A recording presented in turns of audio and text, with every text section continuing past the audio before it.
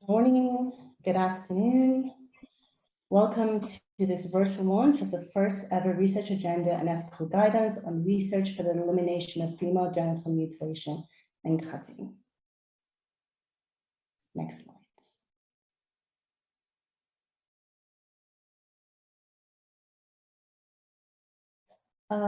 We are providing interpretation services. The instructions to access the interpretation services are shown on the screen. Interpretation is available in both French and English. We're going to leave this on for a minute just to ensure that everyone is able to access. The meeting will also be recorded in both English, French, and Arabic. In addition to this, we will be using the chat function for any questions, comments. I will ask the presenters to please keep in mind that this meeting is being interpreted, so do allow for the occasional pause for our interpreters to keep up with the pace. Should you have any challenges or questions, please, or any IT questions, please just indicate that in the chat box, and our IT team will see what they can do to assist you. Thank you.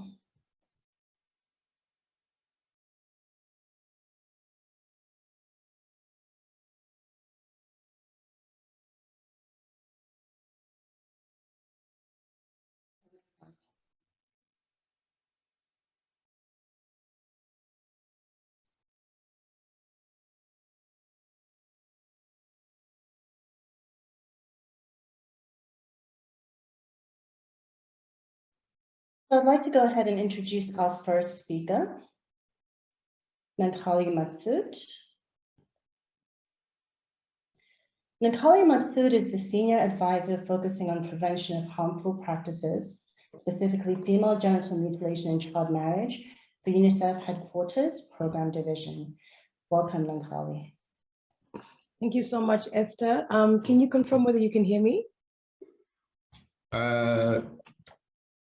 That's Mamadou Julde Mr. Balde. I'm from Guinea, and I am working about FGM and other SHR studies, and I speak more French. Thank you, Professor Balde. You're very welcome. We look forward to hearing your comments and feedback through the discussion. Thank you so much. Please go ahead, my colleague. And thank you so much to everyone. Good morning, good afternoon, and good evening to everybody who's joined us today. We're very excited to be here to be launching the first ever research agenda and ethical guidance in research for the elimination of female genital mutilation. Which has been developed by UNICEF, UNFPA, WHO, Population Council, a really nice broad partnership alongside with this ethical guidance and research on female genital mutilation produced by WHO. So why did we do this? As you already know, every year at least 4 million girls are at risk of being subjected to female genital mutilation. And now due to COVID-19, which is rolling into its second, we're now completing 2 years, we have an additional 2 million cases of FGM that could potentially occur by 2030 that would otherwise have been averted. If we were to collectively bring this number to zero, progress needs to be 10 times faster. And this means that we need to engage strategies that we know that work. It means that we need to generate evidence in areas that we're lacking. And it also means that we need to be continuously basing our work on evidence. Unfortunately, for those of us who work within this sector, we know that in the last decade or so, intensified efforts to conduct research on addressing female genital mutilation have not yielded evidence, or at least have yielded limited evidence of what works, and more importantly, what works at scale for us to be able to achieve that elimination goal.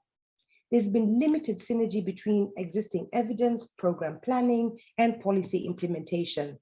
And so, I hope you see that the partnership is trying to also bring in together people who are coming or institutions that have these different competencies. So in 2021, the joint program, which has both UNFPA and UNICEF, WHO and Population Council, through a consultative process, produced our first product, which we hope you've all already seen. And if that hasn't been accessible to you, I hope somebody can be able to post a link into the chat box, what we had was a state of evidence report on what interventions are effective to end FGM, and the findings, had a number of suggestions, which I'm sure you'll read and enjoy through that time. With that said, several questions on effective ways to eliminate this harmful practice remain unexplored by research. So the research agenda today, brings us together to look at, what are those questions that we still have unanswered, and what is it that we need to be able to prioritize, especially when we as a sector say we have limitations in terms of resources that we have. So the global research agenda that we launched today is premised on this type of exercise. It is therefore my singular honor to launch this research agenda, outlining evidence gaps and research priorities that need to be addressed to eliminate FGM as we journey towards 2030. As UNICEF, we're committed to ensure our work to end FGM is centered on empirical data, evaluation, rigorous research, and thoughtful analysis. We hope that this research agenda will be a critical resource to government initiatives and civil society, and also young people. Shout out to Efeni and many of the other youth leaders that have joined us today, and shall inform programming and policy. As a joint program, we will seek partnerships with government, civil society, and other key stakeholders to strengthen evidence generation and utilization to catalyze a systemic learning effort that enhances program and policy planning. I'm really, really excited to be able to launch this research agenda, but also want to make sure before I hand over to Esther that I say that this is just the beginning of a journey that we're going to be taking together. We've had a review of what research we already had. We now have the research agenda of what are the gaps that need to be able to be filled in. We'll be coming back to you to look at, what are those next steps that need to bring us together as partners, where we can be continually convening ourselves, in periodic or strategic moments to say, what is it that we are carrying on to learn? What is it that we still need to learn? So, convening partners and partners across government, civil society, young people, etc. And also looking at the quality of research that we have out there. So we'll be back. Today is a beginning of a great day, but not the end of this story. Really looking forward to all of you. And thanks again for making the time to be able to join on this webinar. Esther, back to you, please. Thank you, Nankali. And now it's my pleasure to introduce Dr. Soumya Swaminathan, who became WHO's first chief scientist in 2019. Dr. Soumya was unable to be with us today, but has shared her remarks via video, which we will review. Thank you.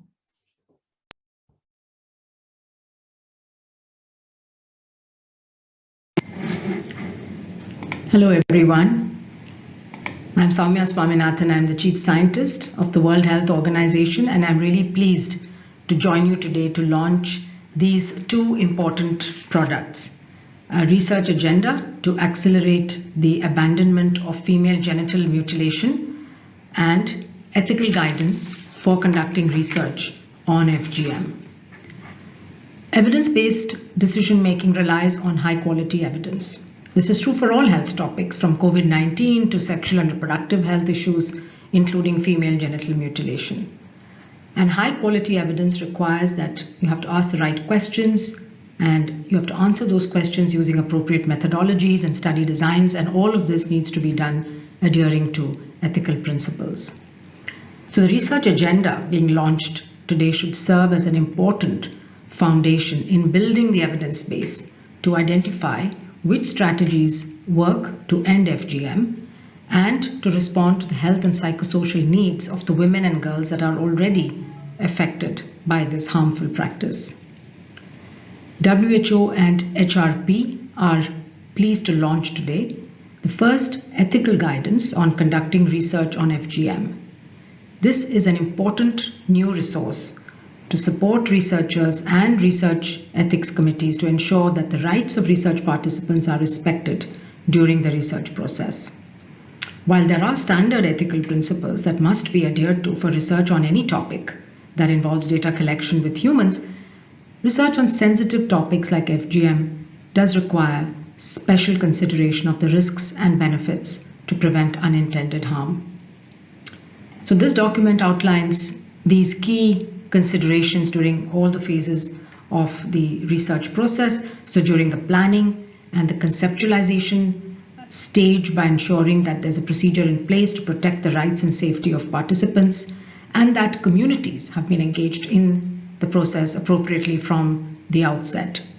I think community engagement and engagement of the people who are affected by this will be very key, both to asking the right questions and also informing the study design and making sure that whatever is done is ethically acceptable.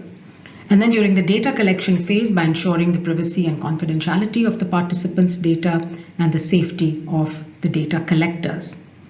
And then during the analysis and dissemination stage, by ensuring that all results are de-identified, that vulnerable groups are not stigmatized when the results are disseminated. So obviously the findings of the results, we would like to inform strategies and policies to end FGM, but has to be done in a way that's very sensitive to the communities that are already affected.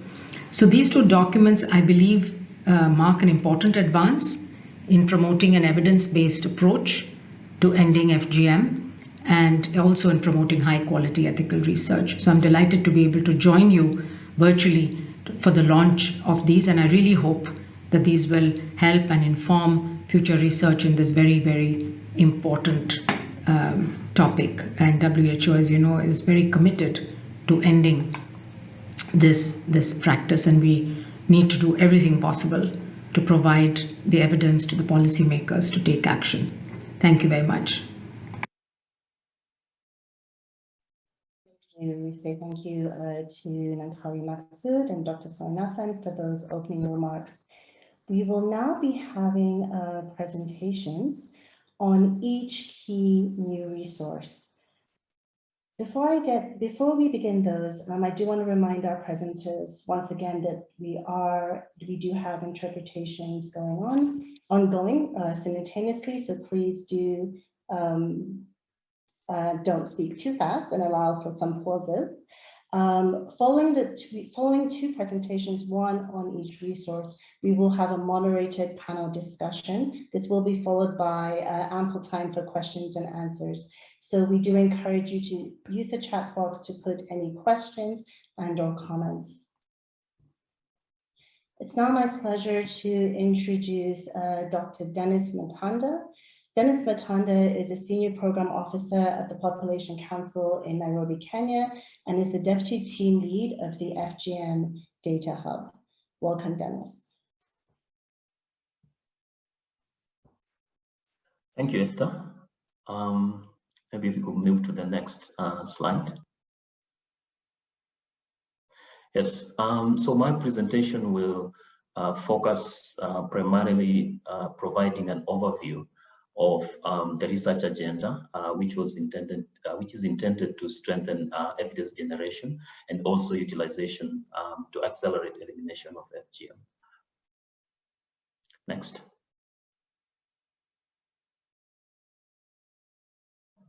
Next slide, please. So I'll basically talk about the rationale, why we need the global research agenda, then the process that we took in terms of identifying the gaps and the questions, and also in terms of prioritizing the questions. And then lastly, I'll talk about the implementation of the agenda.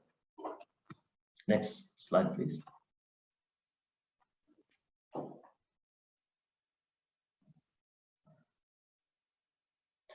So why the research agenda? This was informed by the fact that, and it has been alluded even in the introductions, that for a long time we have very limited evidence of high quality in relation to interventions and how effective they are, and mostly in terms of what can we say about these interventions, whether they are working or not, and those ones maybe that they don't have enough evidence, or those ones that do not necessarily kind of like work.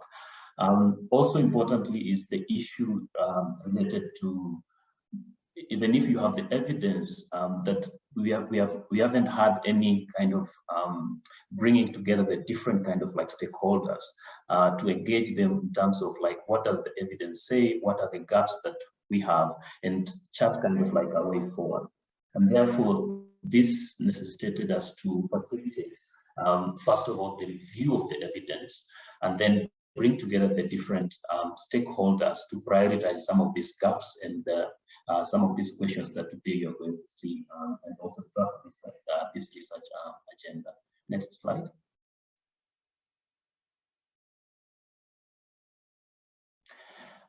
So in terms of identification of the priorities and the questions that you're going to see, is that we began from the review of the literature on effectiveness of interventions designed to prevent or respond to FGM. And from there, that's when now we build on that to be able to identify the gaps and also propose some of the questions. So we ended up with 10 thematic areas, and then also outlined some of the possible research questions. And that was then sent to kind of like an online survey to a number of stakeholders, including researchers, program implementers, policymakers, and the donor community, so that we could get their input in relation to those thematic areas, and also in terms of their research questions under each thematic area. We then got their response, which generated about 102 research questions. There was general agreement about the 10 thematic areas, so those we retained. There were additional questions that were added. We then narrowed down the research questions to about 78, mainly because some of them needed merging or a little bit of editing here and there.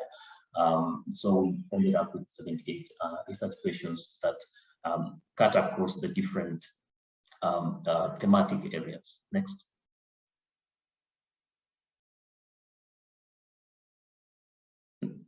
So this bar chart here is just to highlight the 10 thematic areas and the number of research questions. Here I'm talking about the 78 research questions. So we had thematic areas on costing, on scaling, also on mainstreaming of FGM abandonment interventions across the different social and economic development programs. We also had on multisectoral and intersectoral approaches, cross-border FGM. We also had the thematic area on improving measurement, that is in terms of incidence, prevalence, and how do you measure change. And then also on the health system, in terms of how do we leverage the health system and healthcare providers when you're in terms of prevention and also providing care. And then also FGM in conflict and emergency settings, and also the legal and the policy framework. And then one of the thematic areas that had quite the highest number of questions was on sustainable social and gender norm change around FGM. Next. So in terms of the process, that is in terms of prioritizing the research questions, after we're identifying the 78 questions from the online survey, we then brought together the different stakeholders in a virtual workshop to be able to help us in terms of narrowing down these questions across the different thematic areas. And the arrangement was that they were put in different groups to be able to look at the different thematic areas. And we wanted them to at least a maximum of 3 questions per each thematic area or less. And therefore that process of brainstorming and consensus building, we ended up with 27, we narrowed down to 27 research questions. After that, the 27 questions were again sent now to the individual participants to be able to score based on number of criteria, based on answerability of the questions, based on effectiveness, based on deliverability, potential impact, and also equity. Next. So what you see here is, as you read the report, you'll be able to see the appendix where we have put all these 27 questions and how they were ranked. But here I'm just highlighting the top 10 research questions. So the first one was, how can healthcare providers and the health system be effectively utilized in the prevention of FGM and provision of services to women and girls affected by FGM? So related to the health system and how we can be able to use it to prevent, but also in terms of providing services to those who have been affected. The second one was on how can FGM intervention activities be more effectively integrated into other sectors such as education, social and economic development kind of like programs. The realization that FGM is not a standalone kind of like practice, and there are other programs that we need to kind of like see how we can integrate those FGM interventions. The third one was on measurement. What are the valid measures of change in social and gender norms and practices that should be used in the evaluation of FGM interventions? So there are quite a number of interventions that are being implemented, but what are these valid measures that can help us really know where we are and what progress we have made and where we want to go next? The fourth one was what interventions and approaches are effective in preventing FGM across countries that border each other. So this touched on the issue about cross-border FGM. So it was agreed that it is on the rise, and therefore, what are some of these interventions that can help us in terms of preventing cross-border FGM? And then the fifth one was how can interventions integrate girl-centered approaches in bringing social change? So how do we bring the voice of girls, their needs, their aspirations in these interventions that we are implementing? The sixth one was how can other health and non-health disciplines such as mental health, social work, sociology, and psychology be incorporated to support response and prevention of FGM. So there are these other areas that not necessarily may be health or they're health related, but for example, mental health, which has not been given the attention that it deserves. How can we be able to bring such kind of disciplines on board? And then the seventh one was how do we strengthen partnerships, especially with government, UN agencies, CSOs, the private sector, especially in emergency settings. Realization that even COVID has really brought a lot of disruption, and it therefore requires that we strengthen some of these partnerships. But how do we do that? In terms of providing support to those who have been affected as a routine package of care. Next. Then the eighth one was how can men and both be effectively engaged as allies of gender equality and ending FGM? So the male gender has not been given, most of the time not been given a clear role in terms of interventions, and therefore how do we bring them on board so that they can help? We all know that if the mother and the father say no, chances of the girl being cut are significantly reduces. Then the ninth one was on what lessons on effectiveness of interventions can interventions that seek to end FGM gain from other related fields. And here we're talking about related fields such as the GBV, the SRHR, and then child marriage, where there's been a lot of progress. And therefore, how can we learn from those areas, some of the lessons to bring to the FGM sector? And then lastly was on context-specific factors. What are these context-specific factors that can motivate communities or individuals to practicing FGM? So when you're talking about FGM, the issue of context is so important, and the more we can be able to generate evidence in relation to these contextual factors, then they can feed into the different interventions that are being implemented in those areas. Next.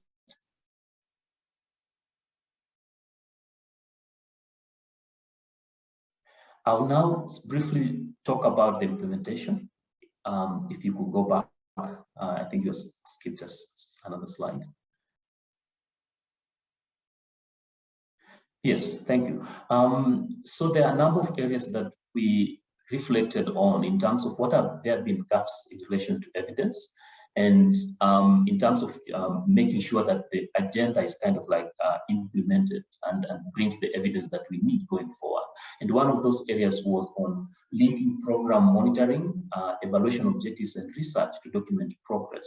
And this, there was emphasis on making sure that you have the right measurement indicators, documenting contextual factors, either through stakeholder analysis or policy analysis, and also in terms of monitoring and evaluation data, making sure that you use this program data, and then also strengthening capacity in terms of those other areas in terms of MNE.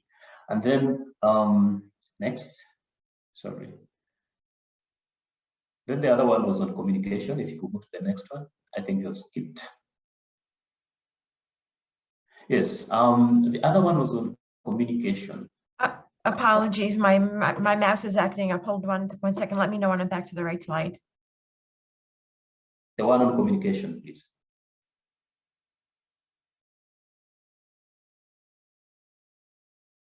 Back, no. If you go back one more time. Yes, there.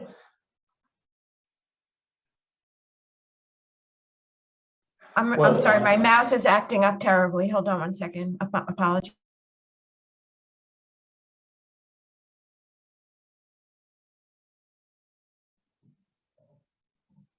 Can you let me know when it's the right slide? Yes, that one. If you could stop there.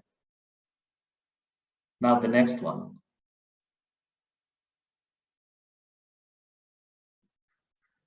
The one on communication. The next one. Just one more going forward.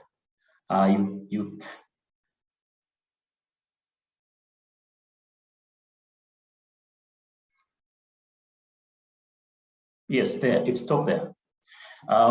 Sorry about that. So the other area was on communication, and so then how do we ensure that this evidence is communicated, shared, and disseminated well?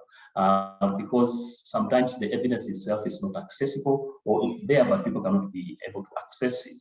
And then also just understanding how information and knowledge kind of like flows. This is important in terms of also making sure that you do target the different groups that you want, and also package that information so that it can have the impact that you want. And then also engaging these national anti-FGM boards or bodies or coordinating mechanisms are usually also very important when you're doing communication of the evidence. Next, please.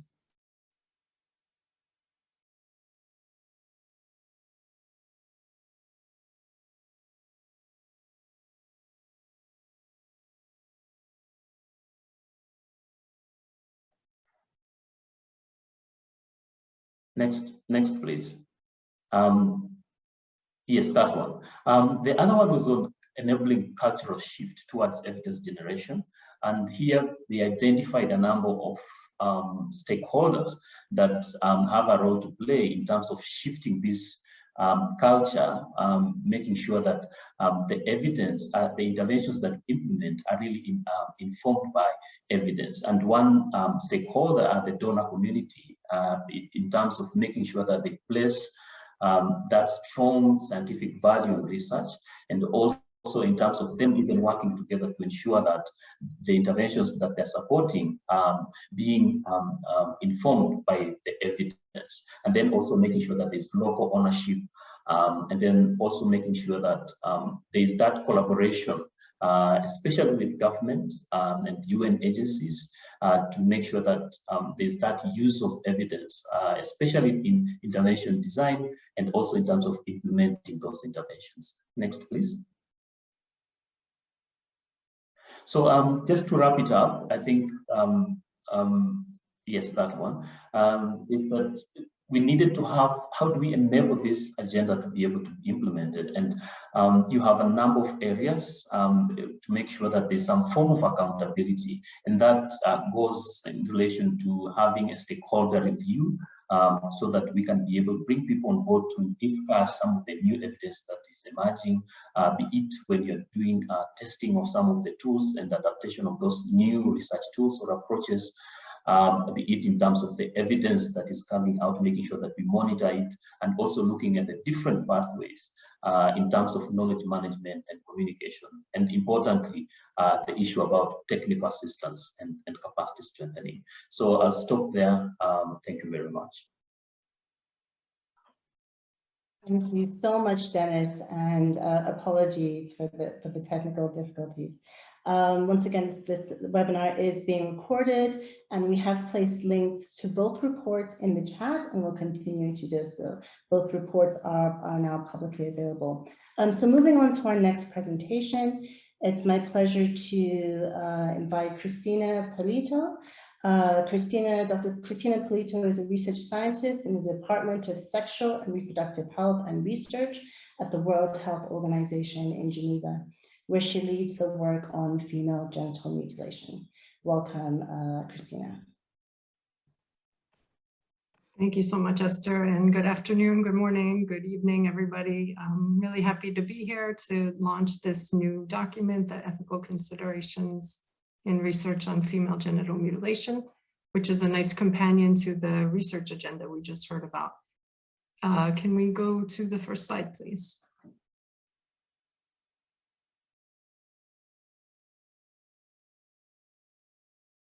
Apologies again, my mouse is just jumping around on its own.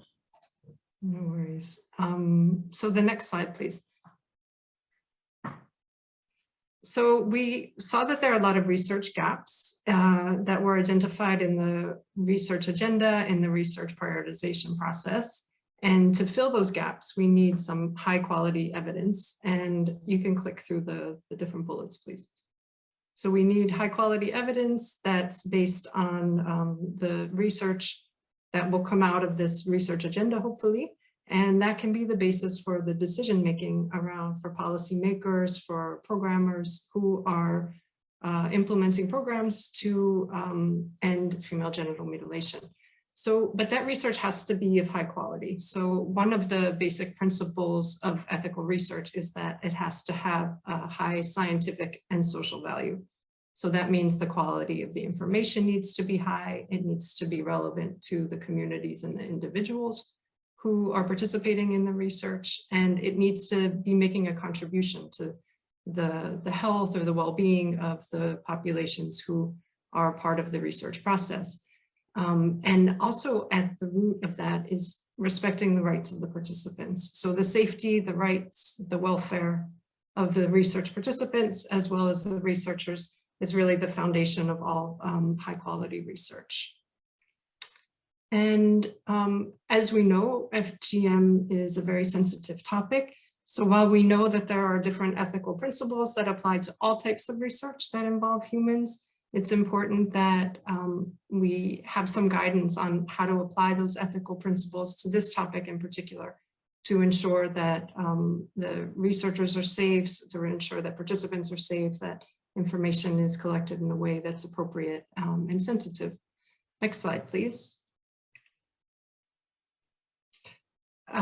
So research ethics principles are based in some of the principles of medicine, such as do no harm. So healthcare providers in general and doctors have the best interest of their patients in mind, and these same principles of respecting the dignity and the life of their patients is at the root of the ethical principles for research. Unfortunately, there have been some atrocities that have been committed in the name of research and science. And because of those, there has been a kind of standardized set of codes and declarations to guide ethical research on any topic. So this document that you see on the right side of the screen, the International Ethical Guidelines for Health-Related Research Involving Humans, is really the gold standard for how you can ensure that you're respecting the rights of participants in all types of research and all stages of research. Next slide, please.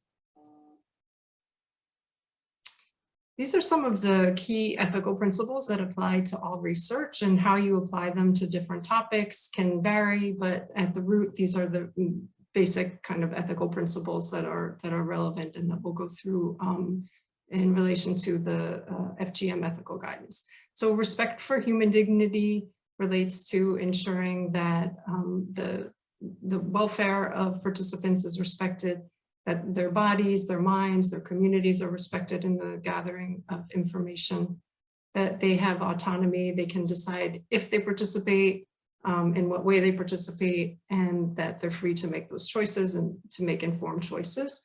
Truth relates to the sharing of information so that participants understand what are the objectives of the research, what information will be collected, how that information is used. It's important that this information is communicated so people can make informed choices about research. So informed consent is a basic part of any research process, and that has to include proper informed consent processes. Justice is ensuring that participants are treated fairly, that groups are selected in a way that's respectful of the different potential vulnerabilities that they might have by being part of a certain group or certain characteristics, and beneficence. So the research benefits should outweigh the harms. So that's clear. If not, then the research shouldn't go forward. Next slide, please.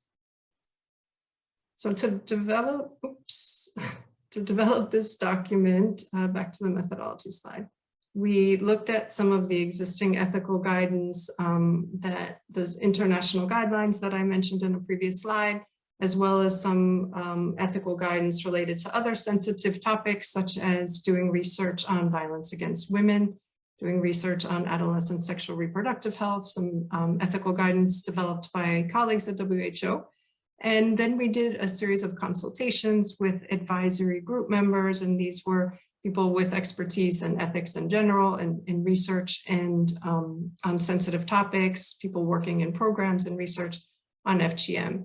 So through those consultations and through peer review process, we were able to develop this document, and we're very happy to be disseminating it now. Next slide. The document is structured around 3 stages of research and how you apply those ethical principles that I mentioned previously at each of these stages in the process. So starting with the early stages of the study design, during the study implementation, so during the data collection stage, and then also during the stage of data analysis and dissemination and how those research findings are shared more widely. We've developed a set of hypothetical scenarios so that researchers can look at some situations that might occur within the context of doing research on FGM and how they could struggle with some of these ethical dilemmas that they might face and how to overcome some of those. There are checklists for each of the different sections as a practical way to work through the different processes and make sure that the research is adhering to all of these ethical principles. The intended audience is researchers who are planning and conducting research, as well as research ethics committees, sometimes known as institutional review boards, who are reviewing protocols, who are reviewing the research plans before they go forward. And it is also relevant for anyone who is an end user of research results to understand a bit more about the research process and what it takes to do ethical research. Next slide, please. So this is to say that ethical principles apply in all types of research. Within research on FGM, there are different types of study designs, different types of methodologies that might be used. There may be descriptive studies, which could be ethnographic, or they could even be population-based, but the idea is that they're not changing anything, nothing's being tested. It's really just describing a situation. There are studies where you're observing different associations, and that may be prospective or retrospective, but also there's nothing being tested. And then there are studies in which you are testing interventions or programs, and these might be using experimental designs with randomization to intervention groups or control groups, or they may be quasi-experimental and pre and post-test kind of assessment of change. There may also be implementation research, how and why different interventions work in different settings. So just to say that ethical principles apply in all of them, there may be different considerations depending on the type of study that need to be taken into account, but in general, they need to be respected no matter what type of study and whether it's qualitative or quantitative data collection. Next slide, please. So just briefly, in each of the sections, we've identified some of the key areas that should be considered in doing research ethically on FGM during the study design. You can start clicking through the different points. So describe how the study fills a gap in knowledge. So why is the study being conducted? This is also related to the scientific and the social value of research that I discussed earlier. The importance of engaging with the community early. We heard this also from Dr. Swaminathan, who spoke about this in her remarks. Engaging stakeholders, identifying potential risks to participants to avoid unintended harms, really trying to avoid those harms and having in place procedures to document or to address them if they do happen, ensuring the scientific quality and that appropriate methodology is being used. Carefully selecting and training data collectors and their teams, making sure that these are sensitive to the who would like to share information with whom. Ensuring that there are support mechanisms in place for research team members as well as for community members. So what if there's a need for referrals for some kind of health treatment, for child protection, for psychological support for the team as well as for the participants. So this is important to identify early in the process. Okay, next slide, please. And then during the study implementation stage, it's important that these procedures are also in place to support the research team and support the participants as well, and that the referrals are available and known. There should also be, you can keep clicking through, ensure that there's adequate consent that's done along the way. Community mobilization and the selection of participants is important. Conducting individual interviews and/or focus groups in a safe space. So there may be different issues involved with focus groups, and ensuring confidentiality. The document talks about that. How to ensure data security and confidentiality, where the data are stored, where they're who has access to that, making sure that there's complete confidentiality as promised in the informed consent to ensure that those procedures are in place, and taking all measures to really minimize the risks to participants and research team members. I can't stress that point enough. The next slide, please. So then finally, during the data analysis and dissemination stage, we need to make sure that in the process of presenting results that they're all anonymous, of course, and that you can't link any results to a particular person. The limitations of the study should be stated clearly. To whom can we generalize these findings, and who are these findings relevant to? Make sure the findings are locally owned and that there are mechanisms for sharing them in advance of sharing them more broadly. Making sure there's no groups are stigmatized in the sharing of results, engaging in a dialogue with stakeholders on the results, making sure that those who've been there hopefully from the early stages are still part of the process at the end point as well. And they're in building capacity either of research team members who can then go on and develop additional studies with some support, and then also with potentially providers, healthcare providers, as well as community-based organizations may be appropriate as well.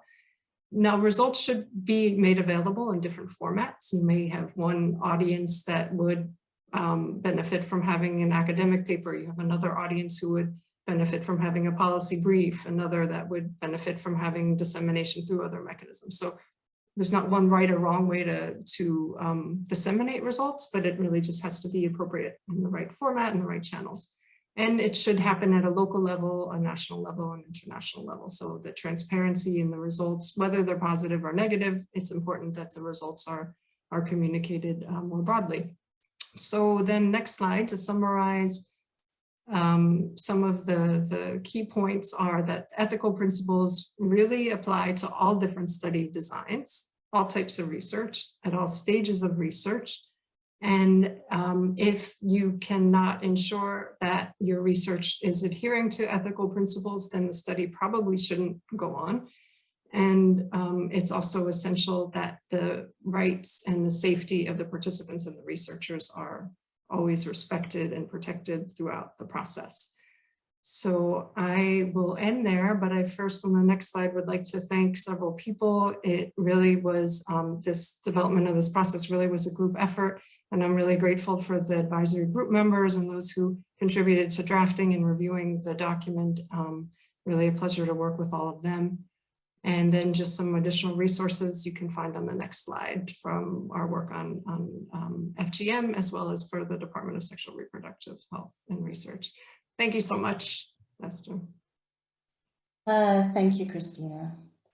We're now going to have a moderated panel discussion, followed by questions and answers by Q&A. I'd like to introduce Dr. Rizal Ahmed. Dr. Ahmed is a technical advisor at the World Health Organization, where her work focuses on supporting ministries of health to strengthen the health sector response to female genital mutilation, with the aim of developing sustainable interventions that are evidence-informed. Thank you, Rizal. Over to you.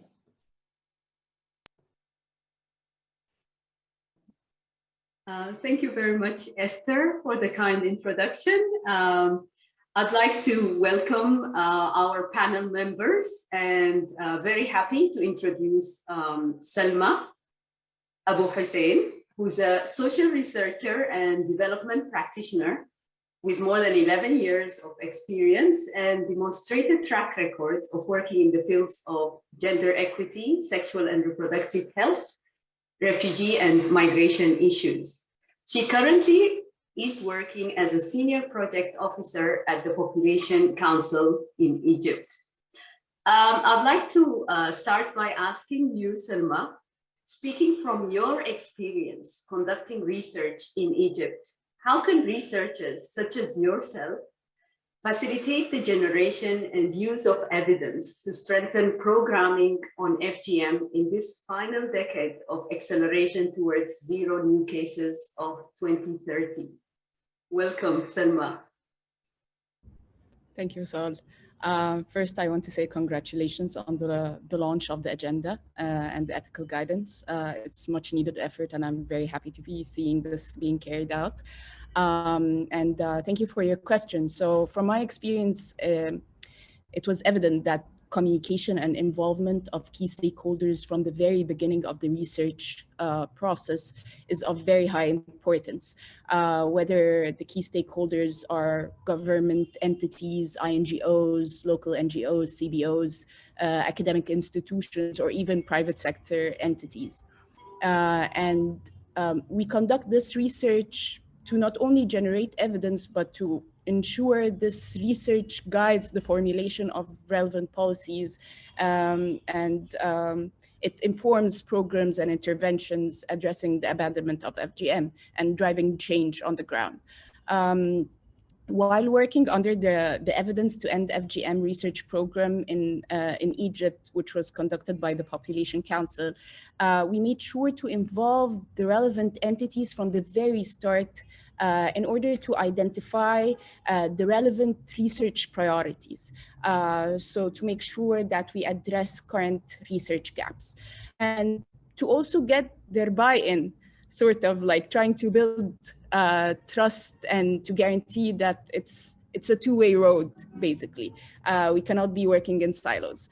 And we didn't want to see our reports and our papers ending up in drawers with no one making use of them. And this is where researchers usually face multiple challenges. So we're sort of usually portrayed to be very theoretical. We're incapable of communicating research in a quick and simple manner, let's say, in an efficient manner, using the language of practitioners and policymakers. And this is where the problem lies. So there was much speculation on the kind of research that we were trying to generate, and there was some resistance at the very beginning. So what we did is we organized multiple stakeholder meetings just to make sure that we build the trust with these entities, we obtain the credibility, and to ensure as well that the research areas we're looking, we're trying to generate findings into are actually relevant to these stakeholders who will be doing the work on the ground. And based on that, yeah, we took it from there. I remember one of our key stakeholders, the National Population Council in Egypt, which is a quasi-governmental entity. They were spearheading the work on FGM abandonment in the country and told us quite frankly that how about you bring in your research team to sort of make sure that their information on FGM is aligned with ours. And of course it was aligned, but that actually sort of paved the ground for a stronger partnership. It was the segue leading to a fruitful cooperation later on. With this taking place, we found that the National Population Council themselves coming up to us with specific questions they want to add to the research which was being conducted. So for example, they wanted to carry out a social media analysis on FGM, which meant scanning social media platforms to explore the content and interactions around FGM that is there. Which is something that has not been conducted in the context of Egypt before. And it certainly adds an appealing and advanced look to our research. It also provides up-to-date evidence with technological innovations, i.e. social media, and its relation to traditional harmful practices. So like bringing in, two worlds, the technological world and the traditional practices. They also informed our methodology to a great extent. I remember there was a research on the medicalization of FGM since medicalization is quite prevalent in Egypt, in the context of Egypt. And they suggested integrating a mystery clients approach to sort of get the views of medical professionals and healthcare professionals generally. And the findings of the research were very enlightening, with one particular finding that showed that medical professionals majorly lack information around FGM to start with. And they may actually, with this lack of information, it might be driving the practice even further and making them carry out the practice themselves on the ground. So one of the recommendations that came out of our research was that we need to integrate information around the abandonment of FGM within medical school curricula. And that was taken up by the National Population Council, and they spearheaded this work where it actually it was translated into a policy afterwards, integrated into I believe 16 universities, medical schools, I mean, across Egypt, which was quite a huge step in our favor, and of course on the work around FGM abandonment. So the idea, and to simply answer your question, the idea is to communicate effectively and efficiently with key stakeholders from the very beginning to make sure that the research objectives are aligned and are relevant to all, and to see afterwards change being carried out in programs and policies on the ground. Thank you. Thank you very much, Selma, for your elaborate answer and giving us a good example. I'm sorry, just because of time, I'd like to move on to our second panel speaker. And if we have any time, I'll probably revisit, asking a few questions. So I'd like to move on to our second panel member, our esteemed member, Professor Mamadou Balde, who is an obstetrician and gynecologist and who held several senior positions at the Donka Teaching Hospital, as well as the University of Conakry, and is currently the director of Center for Research in Reproductive Health in Guinea. He has over 30 research projects that he has led in sexual reproductive health, including female genital mutilation. So I'd like to welcome you, Professor Mamadou. And as you know, evidence generation and the use of evidence to strengthen programs on FGM must move faster to reach the global target of 0 incidents by 2030. Drawing from your experience, Professor, in conducting research on FGM in Guinea, what ethical dilemmas are researchers likely to face, and how may they address them? Welcome. Oui, je vous remercie. Thank you very much. I think the biggest problem is first in non-compliance with the prohibition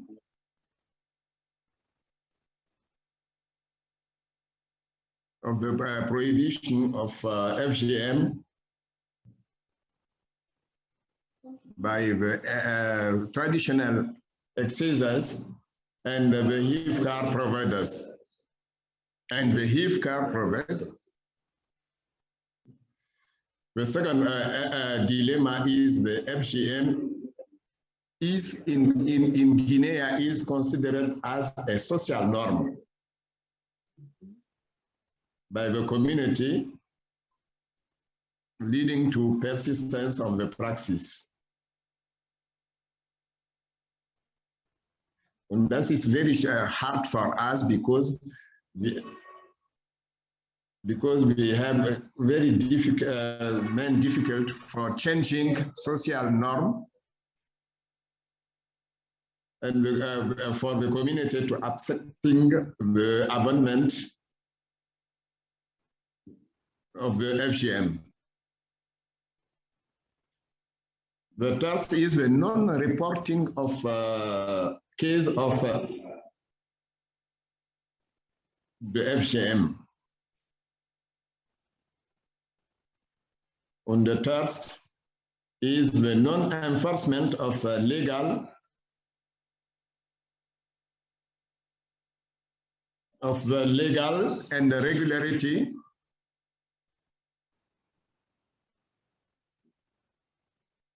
against the praxis.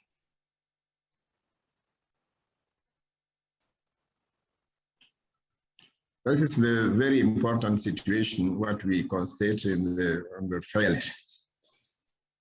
Mm-hmm. So, Professor, the fear of reporting on FGM and their practice because of legal situation, and also that it is an accepted norm, does give you dilemmas while conducting research. Do you have any suggestions on how these could be addressed, while conducting FGM? This sort of fear to report on FGM, or given the legal. I think we have many levels. The first level is about on the HIV care, on the level of the HIV care provider.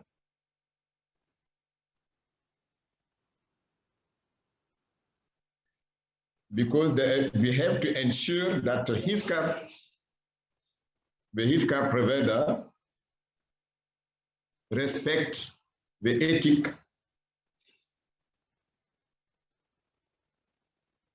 because the practice of excision by HIV care provider persists in Guinea.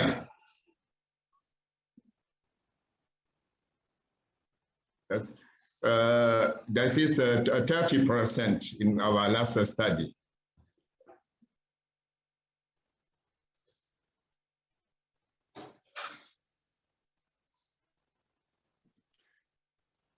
Malheureusement, quand vous faites des interviews, if you ask them, they say they don't make anything. Voilà. That's the first level. The second level is on the traditional, is on the traditional exercises.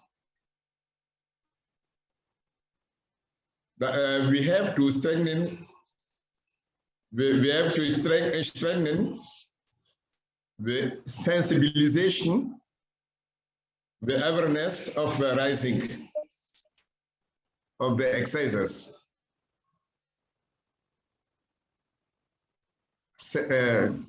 Make another thing. The second step is to perennize and to monitoring of income generating activity.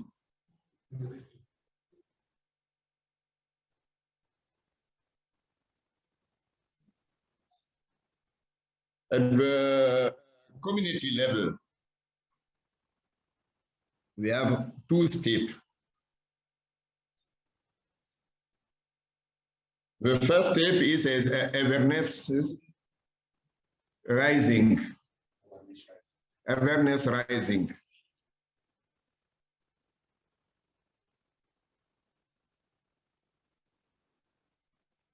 First, in the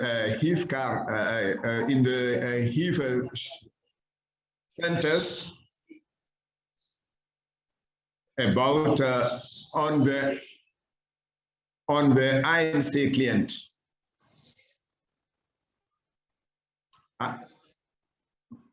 ANC, antenatal care client.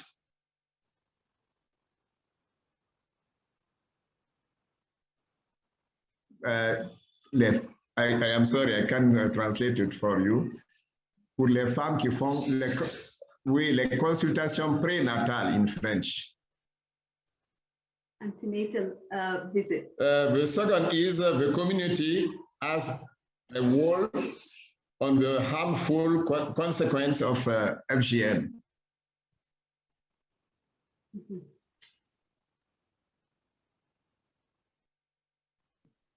And the second step is the clarification about confusional terminology. Thank you. Thank you. Thank you very much, Professor. Sorry, can you hear me? Between FGM and excision in French or cutting in English. Mm-hmm.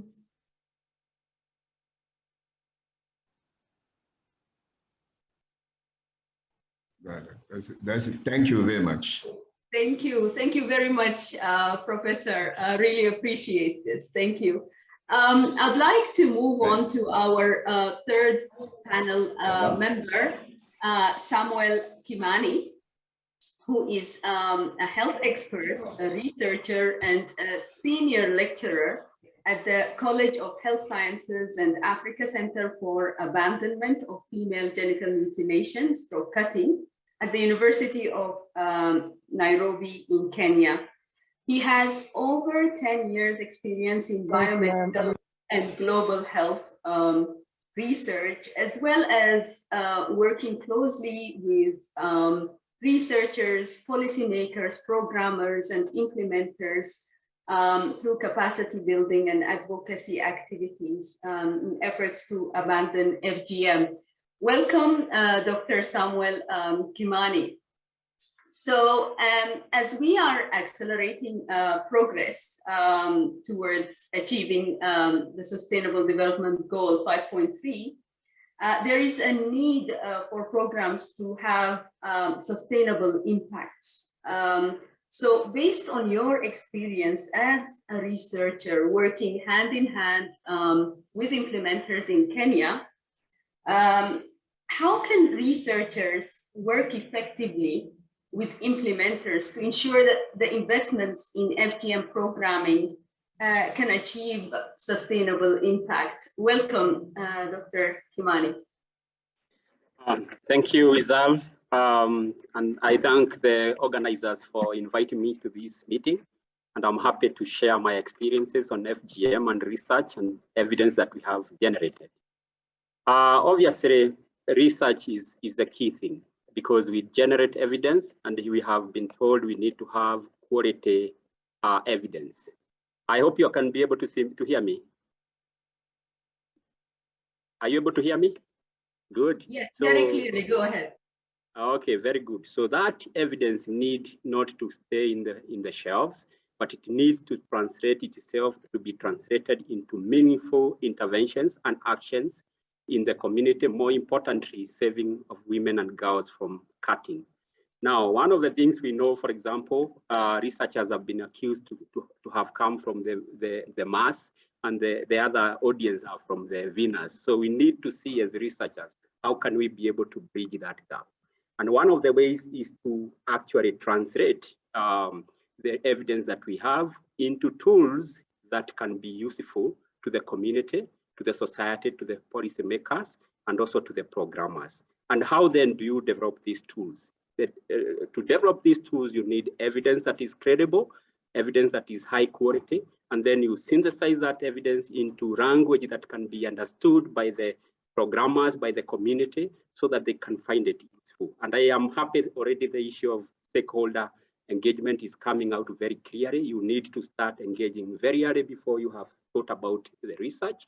You need to continue engaging these people until you have the products that you have, so that the uptake or the utility of that evidence can be improved. And that can happen then when you start producing tools that can be used to promote the uptake of evidence. Now, even producing those tools is not enough. You need also to capacity build, and by training the users of this evidence, you need to train them how to use. For example, what we see most of the time is the media, the community pick up the prevalence numbers, and that is what moves them a lot. But you need to tell them behind the numbers are actually girls, they are actually women. And this is what it means in terms of health complications. This is what it means in terms of psychological impact, so that people start to appreciate the affective impact of FGM. And I think that is key. And I find the collaboration between researchers and communities can end up having sustainable impact through many pathways. One of them is the issue of sustainability, of course. When you have evidence, and this evidence has been shared by the community and the policymakers, then they are able to run with the programs that you already having in place, and the concept of sustainability comes in, especially in the community. I think we do have a moral and ethical obligation for us to collect data, for us to generate research, but also go back to the community and tell them, hey, this is what we found, and we think that by information that you gave us, if you did 1, 2, 3, then this practice can actually end. Because most of the community, actually, one of the things I know, they have actually appreciated that FGM is a harmful practice. But we need to work with them and take them through research and tell them what this evidence means, so that they can actually start to generate their own interventions that are informed by this kind of evidence. And then the other issue, and I give an example. For example, we do have high-level tools. For example, the action plans. We have maybe minimum service packages in the community. How do you come up with those? You need to generate information. You need to do desk review. You need to conduct a situation analysis. You need to involve stakeholders so that they can come up with this. And I have seen this, for example, when we do this we did this in Migori and Kisii County, and we were able to come up with this document. And the communities and the counties are saying, hey, this document we have actually been missing, something that can actually help us to link the government, the stakeholders at civil service, and also the community to address this common problem. And I think that is where we need to come out very clearly because by doing that, then we synergize each other, we optimize the resources that we have. And I am happy that all the big donors are here, the funders are here, and they are appreciating the importance of research, because we know once research is done and it's credible research, then even the community is going to appreciate what the researchers are doing. And by the end of the day, then we also get what you call value for money. The last bit is, as researchers, if you continue doing research and whatever you are doing, make sure that you don't wait until the end to start communicating this information. Start communicating at very early. Prime people that in the next 3 or 4 months, we're going to have these results, so that they start anticipating. And you can do this by working with regulatory bodies. You can work with the anti-FGM board, and this is what we did in ourselves. I think we started engaging ourselves by supporting anti-FGM body, government body in developing policies and developing other documents. And in the process, you tell them there is this research that is coming.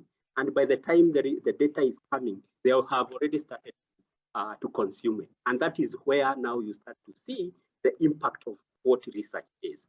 And finally, as I end, one of the things that I know is, even as you conduct research, you generate evidence, you need to bring media into perspective, because media is a very powerful tool in perpetuating and making sure there is behavioral change in the community, all the mainstream media and social media. So that especially the young people, we are talking about the social media. If you talk about the older generation, the mainstream media becomes key.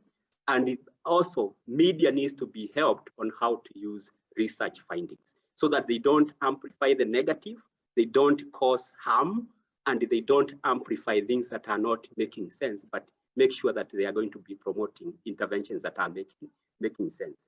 Allow me to just give you a one sentence feedback I got. We have been working with the anti-FGM board of Kenya, and through helping them develop policies, guidelines, and everything to address FGM. And until I started now doing work to implementing programs, the anti-FGM CEO actually told me, Samuel, this is what we need. We need people to move from the boardroom, being researchers, to start converting the evidence into practice. And that is what you have done. You have gotten, or you have used all the evidence you got from your research to develop as a costed action plan and minimum service package, which are going to make a bigger impact on our community. I think that's a challenge, and most of us, we need to take up that challenge.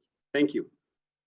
Thank you, thank you. Thank you very much. I'd like to thank all the panel speakers, and what has come really clear in the design and implementation of research is to involve all the stakeholders involved from the beginning to the end, including the media, as Samuel Kimani mentioned, and also adhering to the ethical principles while implementing research. There would be ethical dilemmas that will arise depending on the context, and this also needs sort of interventions at community level to address them. So without much ado, I'd like to hand over back to Esther to proceed further. Thank you very much. Thank you, Dr. Ahmed, Dr. Kimani, Professor Balde, and Sama Abu Hussein for that engaging session. We are now going to move to Q&A. And I must apologize, we understand that there were challenges with the chat box. We have about 15 minutes remaining, just under 15 minutes remaining in for this webinar. So please do feel free to use the chat box at this time. I'd like to invite Harriet Akulu to facilitate this session. Harriet Akulu is a child protection specialist with UNICEF. Welcome, Harriet. Thank you very much, Esther. Thank you, everybody, for joining into this webinar today and for this launch. First of all, let me start by acknowledging all the positive comments in the chat box. We welcome those very much. Keep them coming, those suggestions. Also keep posting onto the chat box. I understand there's a bit of challenge with the chat box as well. keep sending your questions. If they are not answered right now, let me assure you, after this call, we shall have a package where all these questions will have been responded to and sent to you individually in your inbox. So without further ado, I will be asking these questions to the panelists. One of the things that they would like to know is that, for instance, it would be interesting to hear your reflection on feminist approaches in researching FGM and feminist ethical perspectives. Where and how can we explicitly articulate this in researching issues that are obviously gendered? So Salma, I'm going to pass the baton over to you to start us off, and I can repeat the question. Basically, it would be interesting to hear your reflection as a panelist on feminist approaches in researching FGM and the feminist ethical perspectives. Where and how can we explicitly articulate this in researching issues that are obviously gendered? Over to you, Salma. I think starting off, we need to understand how the decision making take place. And this was actually conducted in multiple countries under the Evidence to End FGM research program, whether in Senegal or in Egypt, or I believe in Sudan as well. It gives us an understanding of the kind of power dynamics and the weight that is given, is the weight of the decision making for women compromised, or are they actually taking the decisions around FGM? That would help us understand further the kind of role they have in the decision making. So yeah, that's briefly it. Thank you so much, Salma. I'm not going to ask every panelist member their perspective on a single question because of the issue of time, so that we can cover as many questions as possible. So I'd like to ask the next question. So Dennis, I think this one is over to you. As a young person, I want to know if there is any method that makes it easier for students to research FGM and write it as a final year project topic. I'm first of all excited to hear that there are young people on the call and who are even students and who are looking to study in this area of work. So Dennis, do you have any idea? Yeah, thank you very much. And thank you to the young person who asked that very important question. And I like the way they asked that, is there an easier method? So what I can say is there's no like an easier method, but I think most of the methods that we use are informed by the research question that you want to kind of like pursue. So what I would say is that if you look at the research agenda, that could be one area where you start from, because these are areas that have been developed or kind of like highlighted coming from the literature review, because as a student, that's where you start. You kind of like need to have a research problem. And what this research agenda has done is it started there looking at what are some of the gaps, what are some of the possible research questions that we have. And now you have all these research questions that as students even you can, and if you look at those questions when you read the report, is that they are quite broad and you can break them down in different subtopics that you can be able to investigate. Then that research question then gives you, do you need qualitative methods? Do you need quantitative methods? Do you need a mixed method kind of like approach? Then that informs your area. So you develop the objective of the study, then you kind of like look at what tools do you need to be able to answer that kind of like research question. So in general, what I would say is that we now have a place where you can start in terms of these gaps that we have identified. And with the help of your supervisor or the person who is in charge of your thesis, then you can start breaking it down into areas of interest. And then from there, you decide on the best method that you can use. So that's basically what I can say, that this document is a good starting point in terms of areas where even students can be able to contribute in terms of projects that they want to investigate on. Thank you. The next question, I'm just wondering who I could give this to, but let me just read it, and any member of the panel can actually respond to, particularly those in the practicing in the area of the work of FGM. This person says they have a question about various academic disciplines as potential contributors to FGM, to ending FGM. The input from social sciences, medicine, and law is clear, but what about culture in various forms? I'm thinking of the global media campaign teaching youth skills in filmmaking and electronic media in general, for example. Yes, social media is definitely significant. So plays, pageantry, songs, etc. need to be systematically examined in Africa and in diaspora to recognize contributions to abolition they are well placed to make. I think this is more of a remark, but if there is any member of the panelists or Christine and Dennis, if you would like to respond to this, or if anybody else within the team wants to say something, please go right ahead. If not, we still have a couple of other questions anyway. I'll be going ahead to ask them. The digital divide is one of the issues that have been highlighted during the COVID-19 pandemic.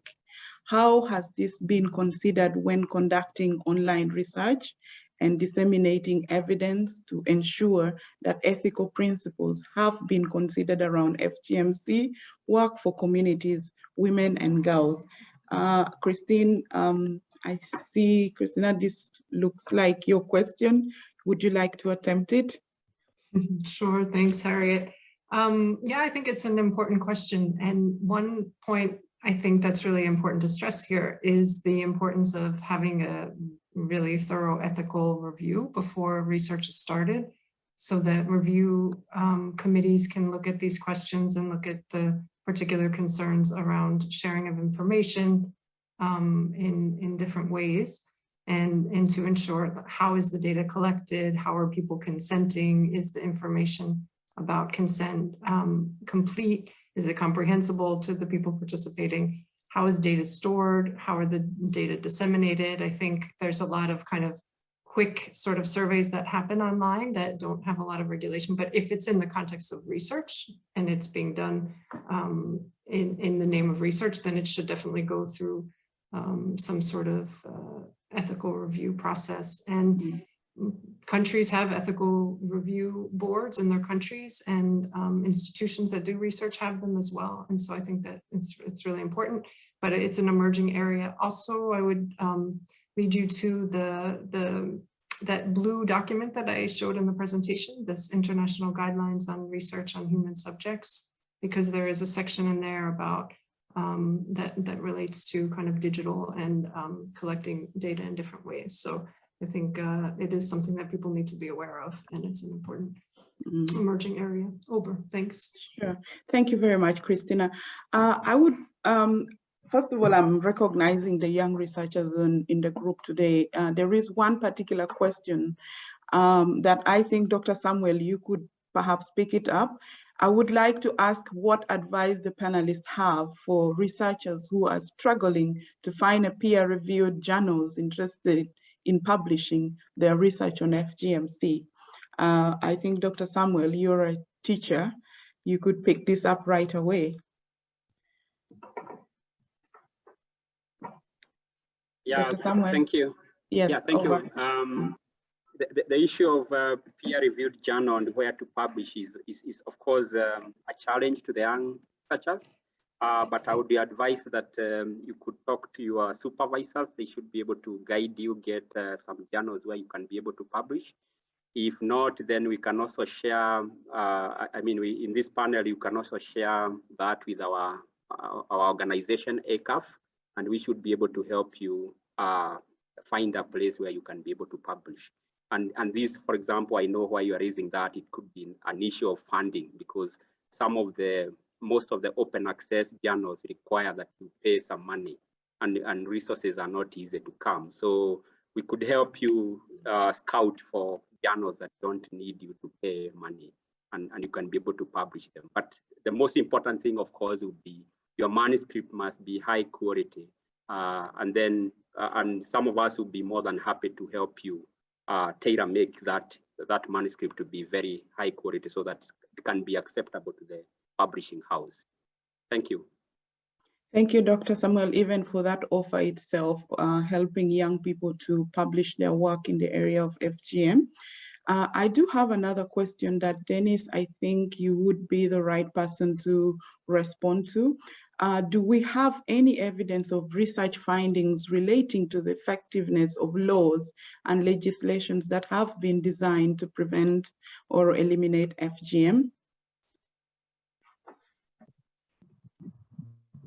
Yeah, good question. And I think just to maybe even refer to the first document that we did, I think, disseminate, and I think that would be a good point to start in terms of sharing with the person who asked that question. Because we go really in detail in terms of looking at evidence in relation to laws that have been passed and how effective they are. And just generally what I can say is that the law is important in terms of establishing an environment where some of these interventions can be able to work. But the law by itself, just by itself, is not effective.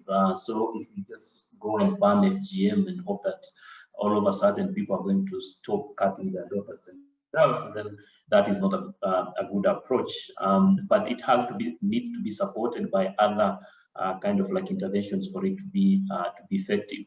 But also another area that we see is that the kind of reverse kind of like effect in terms of the law also making kind of like affecting how people practice FGM. The practice kind of like going underground and people looking at ways in which they can kind of not be arrested. And that also kind of like makes us start thinking of how can we be able to involve these people, you know, and that speaks to the other interventions, be it empowerment, be it having community dialogues with these people and so on and so forth. So you can't just depend on the law per se to be able to bring change, but it needs to be supported. It provides a good environment, but it needs to be supported by other interventions for it to be able to have the intended kind of like effect that is in terms of ending FGM. But really referring to that other document that we did in terms of evidence review can provide very good information. Thank you. Yeah. Thank you so much. Members, you can please access the State of the Evidence paper. I think the link has been shared earlier that Nankali mentioned in her opening remarks. There are also questions and there are some reflections there related to the law and FGM. I think we have run out of time. There are so many questions coming in and comments. Keep them flowing because, as I said, we will try to respond to all of this. And as a package after this particular meeting, we will be able to send this to you. Professor Mamadou, I was not able to get to you with your question. Please, if you have any particular reflection on any of the questions that have been asked, please feel free to share those in writing with Esther, and we shall be able to reflect this. So let me hand over back to Esther. Thank you all for attending. Over to you, Esther. Thank you, Harriet. Just to reiterate, yes, we will be sharing both reports as well as the recording from the meeting and key resources that have been shared today. Thank you for those who have shared those very pertinent resources in the chat. to make them accessible. In addition, the agenda is going to be translated and will be available in both French and Arabic. As Harriet has indicated, we are coming to the end of this meeting. I would like to invite Muriel and Tushimina to close for UNFPA. Muriel is the Global Coordinator for the UNFPA UNICEF Joint Program for the Elimination of Female Genital Mutilation, delivering the global promise. Thank you, Muriel. Thank you so much, Esther. Thank you so much, Esther. Hello, can you hear? Yes. Yes, Maybe a thank you little so much. louder. Thank you so much, Esther, and bonjour tout le monde. Good afternoon, dear colleagues and friends from WHO, UNICEF, and the Population Council in Kenya. We have come to the end of our incredibly rich, informative, and thought-provoking webinar. And I will say yes to Dr. Samuel Kamini. We very much appreciate research, which is critical to the societal development and to the work that we do. And for that, I congratulate all of us for this wonderful achievement. It reflects the view that it has been one of the most productive and important partnerships. As you're aware, the UNFPA UNICEF Joint Program on the Elimination of Female Genital Mutilation, Delivering the Global Promise, has worked hard in partnership with others to support and enable evidence-based programming and narrow the gaps between research generation and uptake in programming, policy development, implementation, and lastly, resource allocation at all levels for multi-sectoral effort to accelerate achievement of SDG Target 5.3. As the Sustainable Development Goals target of 0 new cases of FGM by 2030 approaches, a focus on the utility of research for programming, policy development, and resource allocation is critical. As part of the United Nations commitment to eliminate all harmful practices, including FGM by 2030, the UNFPA UNICEF Joint Program on the Elimination of Female Genital Mutilation is launching its Phase 4 program cycle 2022. The Phase 4 intervention activities will focus on accelerating collective and multi-sectoral action by mobilizing a broad spectrum of actors at community, national, regional, and global levels. This will go hand in hand, strengthening the mechanism and capacities of actors and institutions to address discriminatory gender and social norms to advance gender equality and women decision-making. The ultimate goal is a world free of FGM, where every woman and girl has voice, choice, and agency. In achieving this goal, there is a need to be an evidence-based research agenda that seeks answers to the most urgent priority questions, as well as an agenda that promotes the effectiveness and immediate translation and uptake of generating evidence, both of which the current agenda seeks to achieve. Within the framework of the UNFPA UNICEF Joint Program is implementing a population data, FGM data, and research fellowship initiative, which work for the coming month will be guided by this exact same global research agenda. An expert meeting is scheduled in March in Nairobi to share the preliminary findings of research carried out so far and to gain technical feedback on the methodological approaches used. The meeting will also discuss intentional design of the next research ideas and seek partnership with research institutions. UNFPA will be more than happy to invite you to the Nairobi expert meeting in March.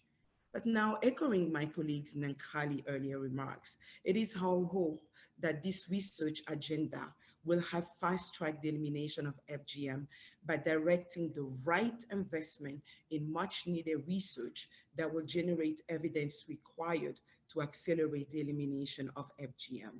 And I would also like to stress on the word investment. Accelerating investment to end female genital mutilation is the theme for the International Day of Zero Tolerance for Female Genital Mutilation that the joint program has embraced this year.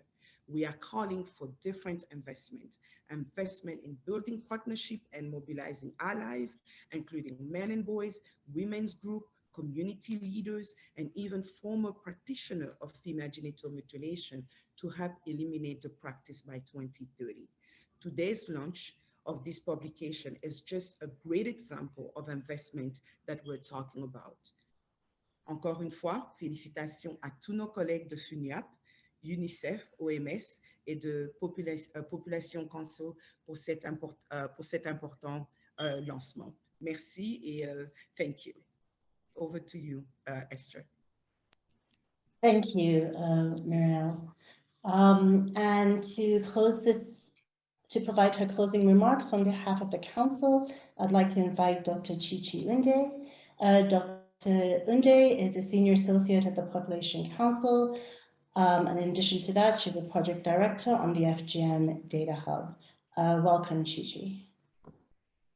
Thank you, Esther, and everyone from all over the world. It's been nice to sit here in the background and just listen, and I will be done in about a minute. I, first of all, just want to say how fortunate I think we are as a field to have these two resources that really speak to one another and are going to be extremely useful for all of us, researchers, practitioners, and whatnot. I'd also like to say, just in case we're not aware, just about 3 months ago, a global research strategy for research on violence against women was launched as well. This is a shared global research strategy, and I think it speaks to what Dennis mentioned earlier about the need for the field of FGM to be in conversation with the wider violence against women and girls field. And so there are really a lot of synergies between these two strategies. And in the spirit of ensuring that we are synergistic, I don't think there's anything need to reinvent the wheel when we start to think about next steps. What do we do now that we've had this webinar?